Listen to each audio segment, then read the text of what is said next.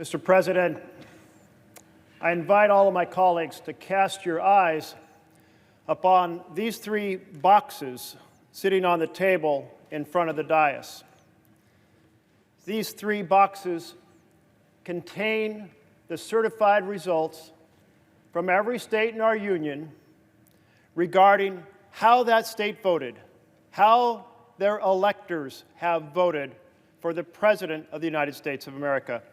You know, you cast your eyes on these three boxes, and you know that there's something special. You see that there are straps on them holding the top on and straps around the side, and they're engraved, beautiful handle, beautiful leather work, crafted in the cabinet shop of our very Senate to say to the world that their cargo is precious. Now, there's three of these boxes. The third box is brand new. It was crafted because so many states were celebrating this process that they started to use very large forms, very large envelopes, very large seals to put those ballots into, and thus a third box was needed. These boxes contain the voice of the American people weighing in as they have election after election after election. They've been used, these two smaller boxes, in the last 14 elections. They carry voice. They are transported through those doors to the House of Representatives, where the Senate and House gather to witness the opening of the envelopes to determine who will be the President of the United States. It is our constitutional responsibility to witness the counting. That is what the Constitution calls for. Tonight, when this Senate chamber was under attack by domestic terrorists, we were held here in this room, doors locked, to protect us with the help of the Capitol Police. They did an excellent job, and then they escorted us to a safe room. And that announcement came quickly. And when that announcement came, our senior assistant parliamentarian, Lee Hildebrand, organized the team to rescue these boxes and keep them safe. Now, thank you to her and the entire team that rescued the voice of the American people. Had they not done so, then the hooligans outside, disrespecting the Constitution, would have come in here and opened these boxes and burned the ballots, destroying the voice of the people symbolically. And I know no one in this chamber wanted something like that to happen, because we're here to defend the Constitution, to defend the integrity of the election process, not to allow it to be destroyed. But colleagues, although we are 100 senators, or 99 actually now, because there's only 99 of us who are duly elected at the moment, 99 senators united across party defending these ballots from the hooligans outside, there's more than one way these ballots can be destroyed. And that is for this chamber and the House chamber to vote that one of those envelopes representing the state will be shredded, will be burned, that those votes will be discounted. We just held a vote on whether or not the envelope containing the electoral votes from Arizona should be burned.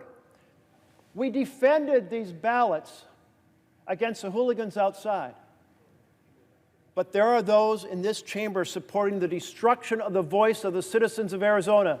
6 voted. And we are coming back later tonight to vote on whether to shred or burn the ballots for the people of Pennsylvania. So we have to stand together to say absolutely not. The constitutional responsibility is for us to defend the process, not to proceed to destroy these ballots. Now, in spite of all the troubling things that have happened in this chamber this evening, something beautiful happened.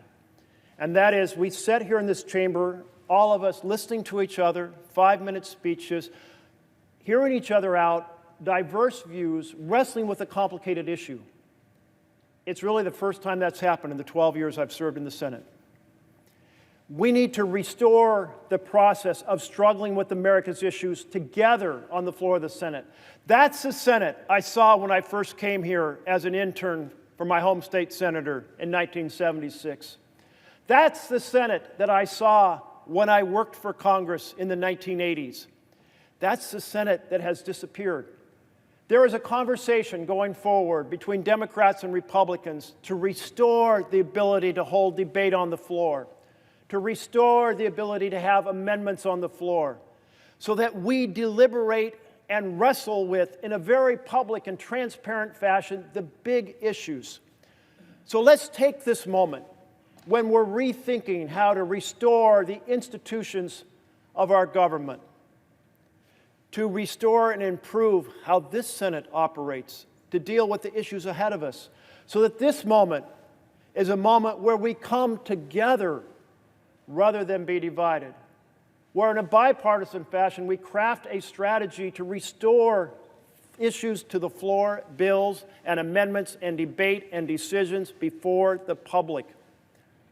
So, out of a dark moment can shine a bright light, a renewal, and it is a moment much needed now, a moment much needed in the executive branch as we, on the 20th of January, welcome new leadership. And it's a moment much needed for us to restore the Senate to being the deliberative body once renowned and respected around the world. Let's defend these ballot boxes, both from the hooligans outside and those who would vote to destroy the ballots from any given state, and let us come together and restore the Senate and fight for the vision of our We the People republic. I yield the floor. Mr. President.